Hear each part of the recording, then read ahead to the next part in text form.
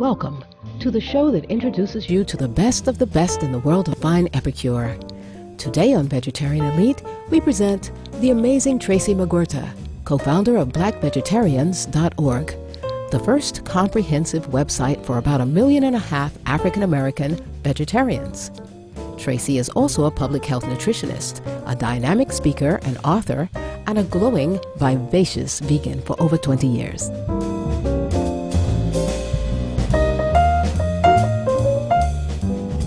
I honestly never thought that I would be a vegetarian, a vegan, a healthy eater, none of that. I never thought that I would be a public health nutritionist. Our Black Student Union at Amherst brought Dick Gregory to campus to talk about the state of Black America. And instead, he flipped the script on us and he decided to talk about the plate of Black America. So he talked about how unhealthfully most Black folks eat. He spent the next 2.5 hours graphically tracing the path of a hamburger from a cow on a factory farm to a slaughterhouse to a fast food place to a clogged artery to a heart attack. And that was the first time I had ever heard anything like that in my life, linking diet to disease. That was the catalyst that started me researching to become a vegetarian. I'll be 43 this year. And it took me about 2 years to become vegan after I became vegetarian. So I became vegetarian in 1986. Multifaceted Tracye went on to achieve her master's degree in public health nutrition from New York University. With her vegan-inspired physical energy and mental clarity, Tracye was the perfect person to be a public policy advocate. In 1999, the Physicians Committee for Responsible Medicine filed and won a lawsuit against the U.S. Department of Agriculture about the fact that 6 out of 10 of the members of their Dietary Guidelines Committee represented the meat and dairy industries. Tracye worked for the Physicians Committee for Responsible Medicine as a nutrition policy advisor and helped create the strategy for this breakthrough in nutritional honesty. America's largest health support organization for African American women, the Black Women's Health Imperative, has also consulted Tracye about nutrition. Now, would you talk about the federally funded vegan nutrition program that you directed in Washington, D.C.? That is called the Eat Smart program. And as you said, it was the first federally funded vegan nutrition program in the country. Marlene Vassell, who was then vice president of the Vegetarian Society of D.C., came up with the idea. They hired me to develop the program and to direct it, to actually teach the classes. So it was very exciting because it was a free class and we could teach it anywhere in the city, targeting low-income DC residents, to teach them how and why to eat plant-based food. So it was 9 weeks or 12 weeks long, once a week. Every other class, we had a local chef come in and prepare a delicious vegan dish. And then we also had an exercise component as well. So it was very popular, still going on.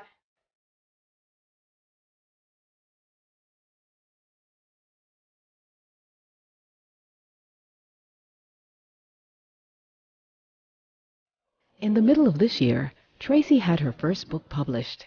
It is considered the first vegan guide focused on transitioning the diet and health of African American women. It contains 40 scrumptious and nutritious recipes with beautiful photographs, expert advice on how to change one's diet, and practical resources such as shopping lists. Readers, including esteemed medical doctors, have raved that it will change your life.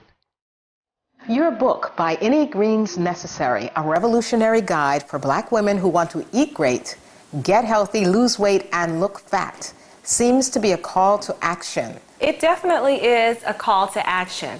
I targeted Black women specifically in this book because while we are, of course, fabulous, we also have the worst health in the nation. 80% of us are overweight and 50% of us are obese.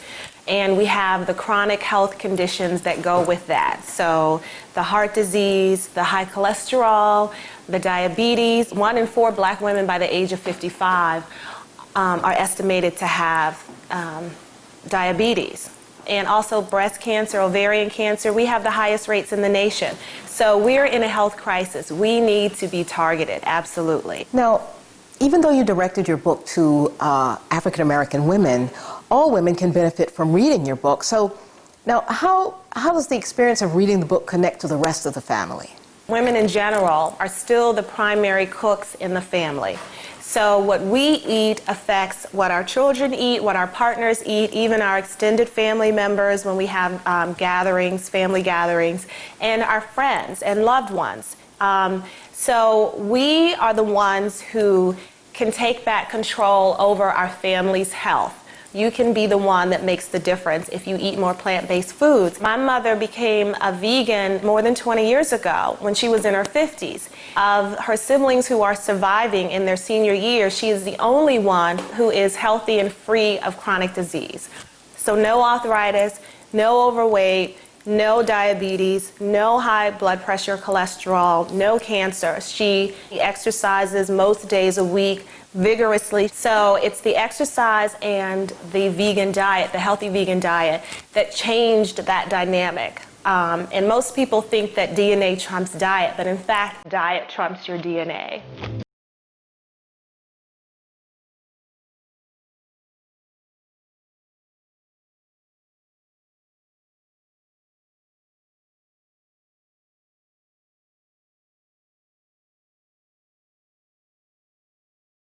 And dairy eaters. We eat 3 to 4 times the amount that we should, which means that we're getting all that saturated fat and cholesterol also. So plant-based sources really are the healthiest.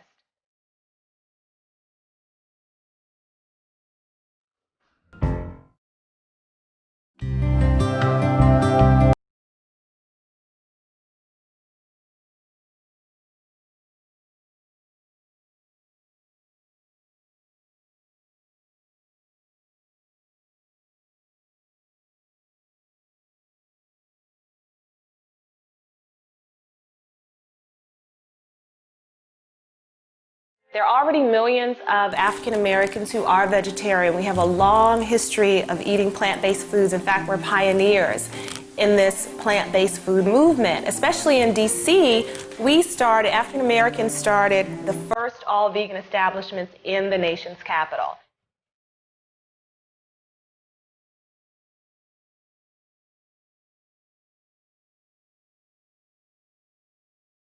Welcome back to Vegetarian Elite here on Supreme Master Television. Bodybuilding champion Kenneth Williams, music legend Prince, civil rights leader Coretta Scott King, American Idol star Ruben Studdard, Pulitzer Prize winning author Alice Walker, music label pioneer Russell Simmons, and actors Keenan Ivory Wayans and Angela Bassett. Besides being African American, what do these following celebrities have in common?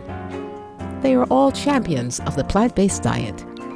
Inspired by this noble lineage of vegans and vegetarians, Tracye McQuirter founded BlackVegetarians.org. My middle sister Maria McQuirter and I started that in 1999 for folks who were already vegetarian or seeking information about vegetarianism. And we did it because we were getting so many questions about what we eat. That people want recipes most of all. And so we have over 100 recipes on the site, and we have a why to become vegan, how to become vegan. We have resource lists, we have books, we have all types of information. So it's still like the #1 resource for African American vegetarians seeking support and inspiration. Now, what's the most asked question from those that are new to the vegan lifestyle? Those people who seriously want to change. Where do you get your protein?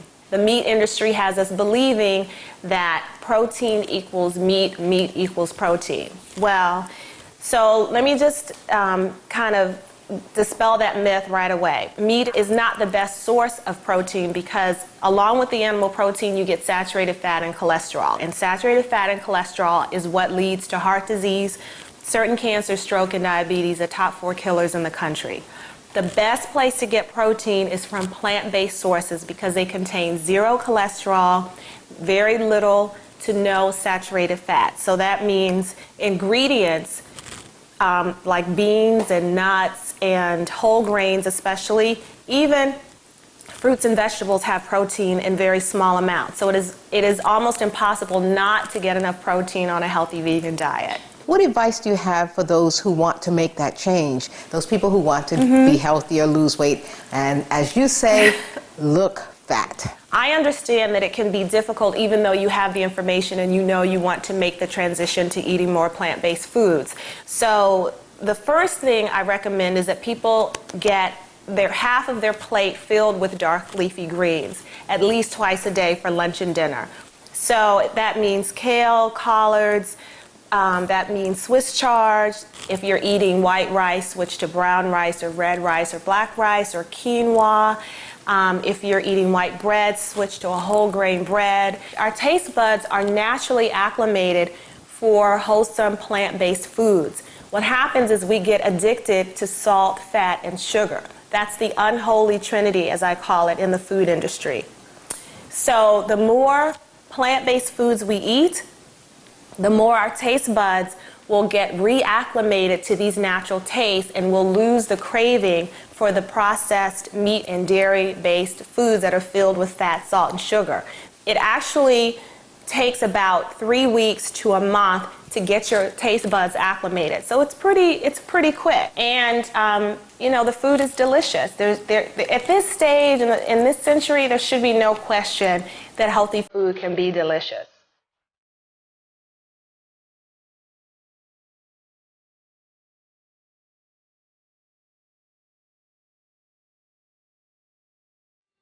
If you change your mind, your mouth will follow. So to me, it's all about having informed choices, understanding. People think that they have free choice now. They're making decisions about food based on their own personal decisions, when in fact, the number one reason that we eat what we eat is food advertising. More than $35 billion a year is spent on food advertising. It is by design that we choose the foods that we eat.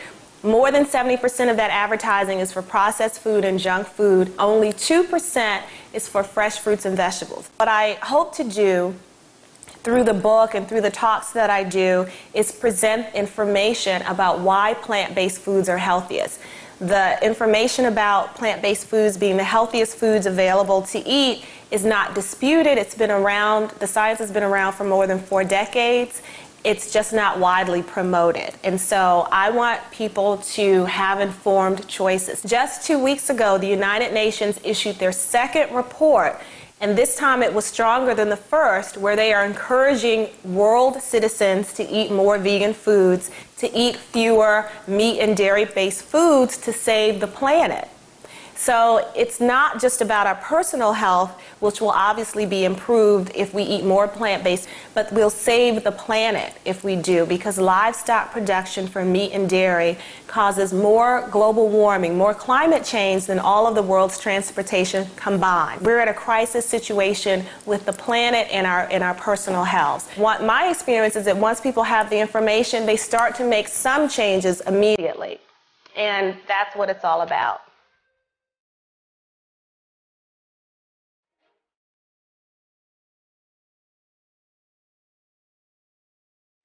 More information on Tracye McQuirter, her book By Any Greens Necessary, and how to improve your health can be found at www.byanyGreensNecessary.com and BlackVegetarians.org.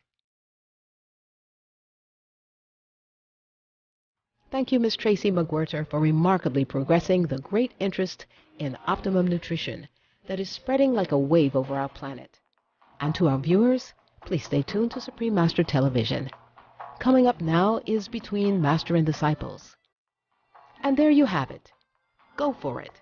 Seek and you shall find the super nutrients in fruits and vegetables. Your rewards will be great health, vitality, and new adventures in culinary delights.